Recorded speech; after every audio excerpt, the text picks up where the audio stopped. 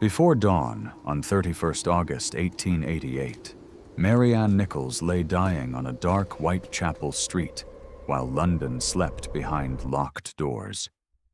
Within weeks, 4 more women would be killed in the East End, and the man responsible would vanish without a name, a face, or a trial. It came from a letter that officials later treated as a probable hoax, yet the name survived because it gave terror a shape. That is the first twist in this story. The most famous clue may never have come from the killer at all. What is certain is that 5 women were murdered in a small part of London between late August and early November 1888. They were Mary Ann Nichols, Annie Chapman, Elizabeth Stride, Catherine Eddowes, and Mary Jane Kelly. Their deaths became a national panic, then an international spectacle, and finally a mystery that has outlived everyone who investigated it. To understand why London never caught the killer, we have to begin with the city that made him so hard to see. Whitechapel was not London, as the Empire liked to imagine it. It was overcrowded, poor, multilingual, and packed with lodging houses where a few pennies could buy a bed for one night. Work was irregular, rents were high, and families sometimes lived in one damp room. Thousands of Jewish refugees had arrived after fleeing persecution in Eastern Europe, adding vibrancy to the district and becoming targets for prejudice. The narrow courts and alleys gave strangers cover, while every doorway carried people moving through the night. Modern historians have pushed back. Mary Jane Kelly is the only one known to have been working in the sex trade when she was killed. The other women had worked, married, raised children, lost homes, and struggled through the same economic pressures around them.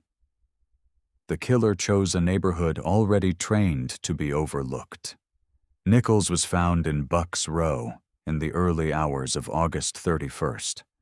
Her throat had been cut, and the violence shocked even officers accustomed to the district's hardship. A week later, Annie Chapman was found in the yard of 29 Hanbury Street. But the evidence was fragile. Muddy streets, hurried witnesses, unreliable clocks, and no system for preserving a crime scene as a modern detective would recognize it.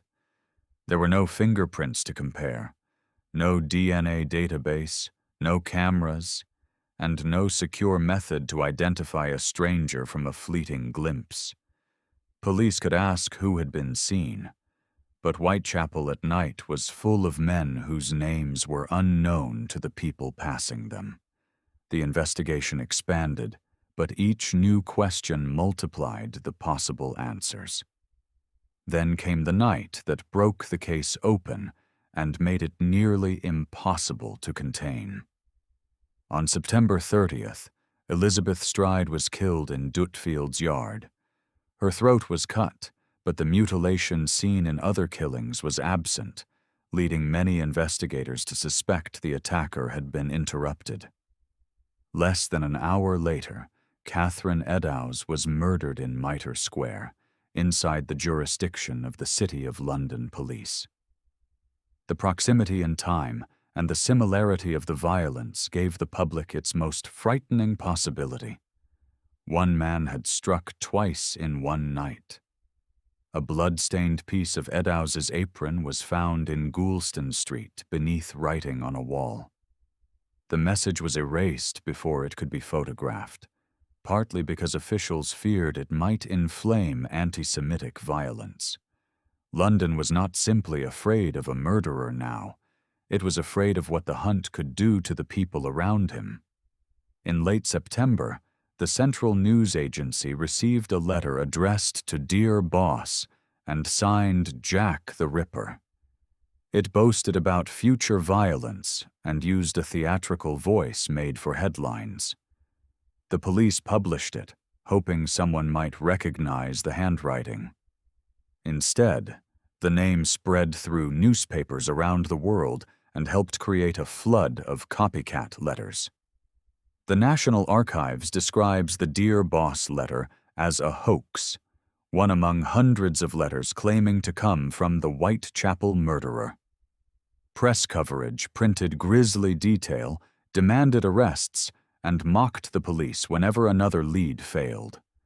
The investigation was now fighting not only a murderer, but panic, rumor, and an audience hungry for the next revelation.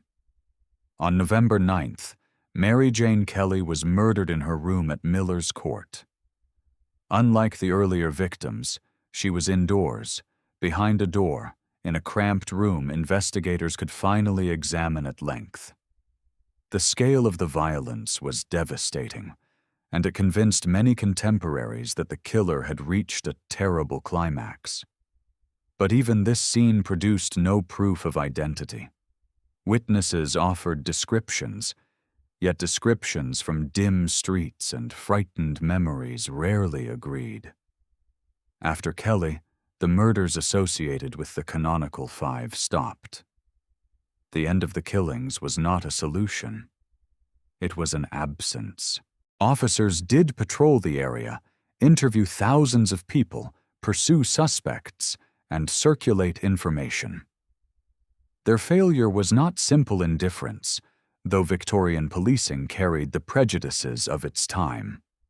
They faced crowded streets, weak lighting, mobile populations, divided jurisdictions, and evidence that could vanish in rain or under the feet of bystanders.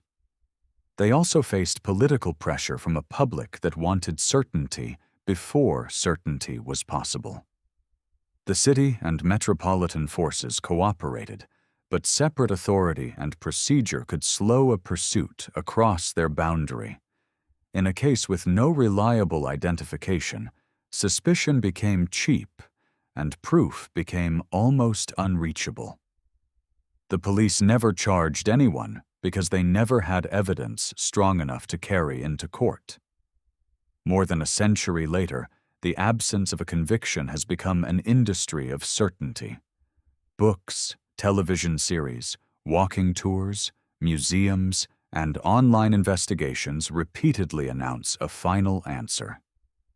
Names such as Montague Druitt, Aaron Kosminski, George Chapman, and many others recur because each theory can arrange some facts into a compelling pattern.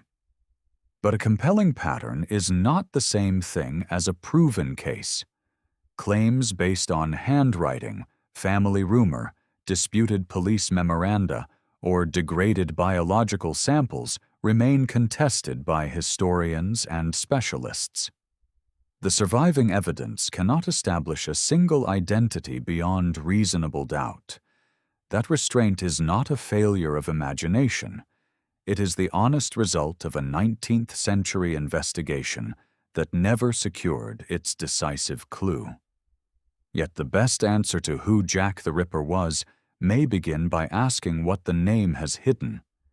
It has hidden Mary Ann Nichols, Annie Chapman, Elizabeth Stride, Catherine Eddowes, and Mary Jane Kelly behind one man's invented silhouette.